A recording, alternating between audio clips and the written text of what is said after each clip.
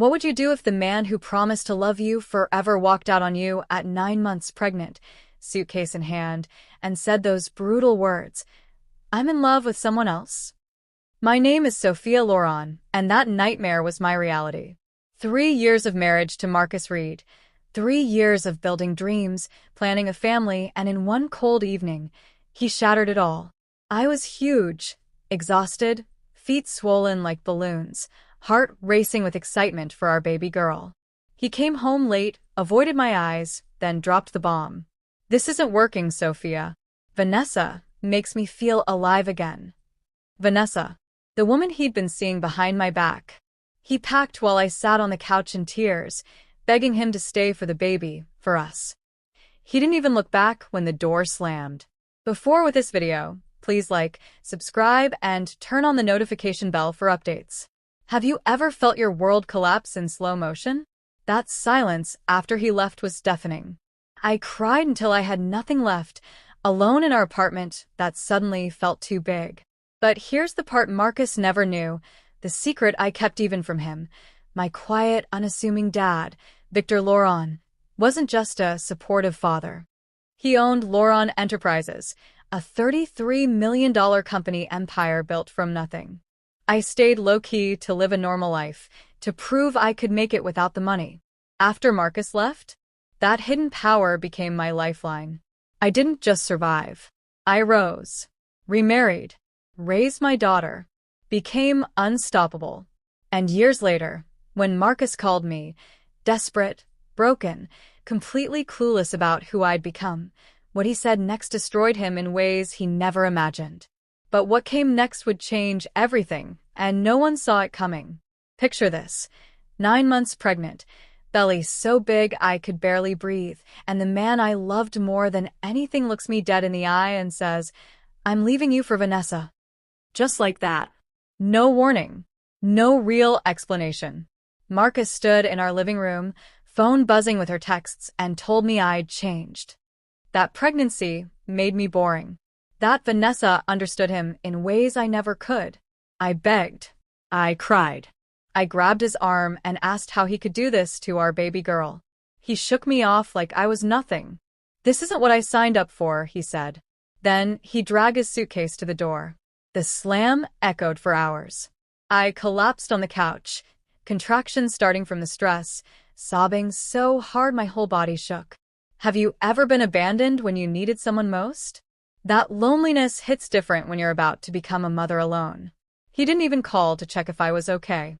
But what Marcus laughed off that night, my small-time family money, was about to become the weapon that would haunt him forever.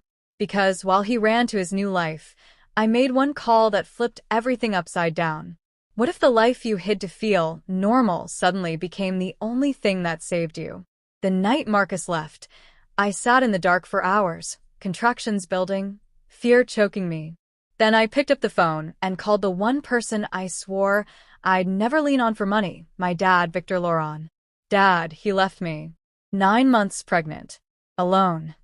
His voice cracked with rage I'd never heard before. "Get to the hospital. I'm on my way."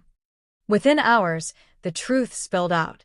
I'd kept my Heiress status secret for years, didn't want the money defining me, didn't want Marcus loving me for it. Victor had built Loren Enterprises into a $33 million powerhouse in logistics and tech. He was furious Marcus called him small-time. He didn't just help. He transformed everything. Private doctors, the best maternity suite, legal protections so Marcus couldn't touch a dime. When little Ava arrived, tiny, perfect, screaming, I held her and whispered, "We're going to be okay." Months later, I stepped into the company as VP. Power suits replaced maternity clothes. I met Ethan Cole at a board meeting, kind eyes, steady hands, the opposite of Marcus. He didn't care about the money. He cared about my scars. We married quietly a year later. Have you ever wondered what real revenge feels like? Not screaming, just rising so high they can't even see you anymore.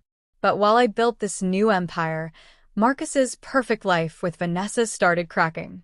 And one rainy afternoon, my phone lit up with his name. What happens when the man who ghosted you suddenly needs you more than air? My phone buzzed on the conference table during a multi-million-dollar deal review. Caller ID, Marcus Reed. My stomach flipped, not from fear, but from pure, cold curiosity. I excused myself, stepped into the hallway, and answered. Sophia? His voice cracked, thin and shaky. It's me. We need to talk. I'm in real trouble. He poured it out like a broken dam. Business tanked. Investments gone. Vanessa's shopping sprees drained. What was left? Their marriage? Hanging by threads and screaming matches. He sounded small. Defeated. Nothing like the confident guy who slammed my door years ago. I know I hurt you, he said. But for old time's sake, maybe you could help? Just a loan. Or a job. Anything.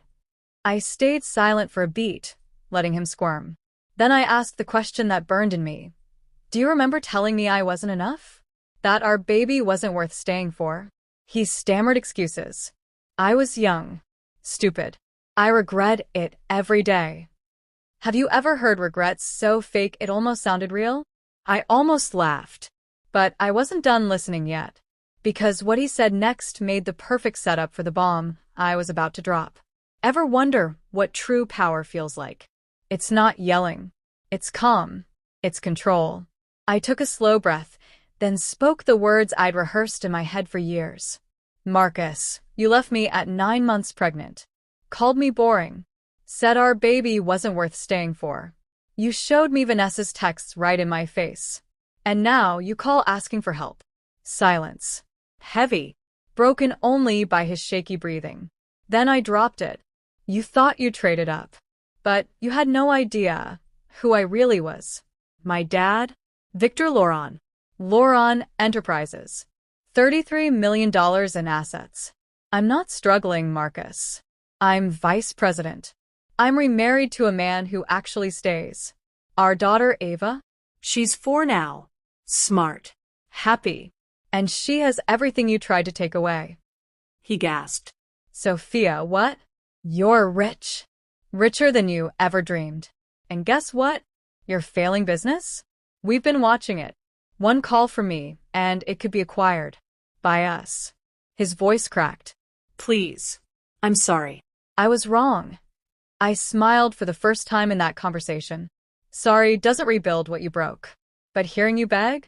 That's closure. Have you ever felt the exact moment someone realizes they lost everything? I didn't hang up right away. I let him sit in that truth. But the real twist? He still had one last desperate play left. What if the strongest revenge isn't revenge at all? It's simply living better than they ever could. Marcus hung up after that final plea. His voice broke into something raw, half apology, half panic. Sophia, wait please. But I ended the call. Clean. Final. No more words needed. That silence on the line? It was louder than any scream. He realized, in one crushing moment, that the woman he discarded had become everything he chased and failed to catch. Wealth. Love. Family. Peace. I didn't need to ruin him. Life already did that. I just let him see the mirror. Looking back, that night he left wasn't the end. It was the launch. Betrayal hurts like fire, but rising from it? That's power no one can take. Marcus taught me what love isn't. Ethan and Ava showed me what it truly is: steady, real, unbreakable. Never let someone's goodbye define your worth. Sometimes the best comeback is quiet success until they call and hear how far you've gone. If this story hit you, if you've ever been left, betrayed, or doubted your comeback, smash that like button right now.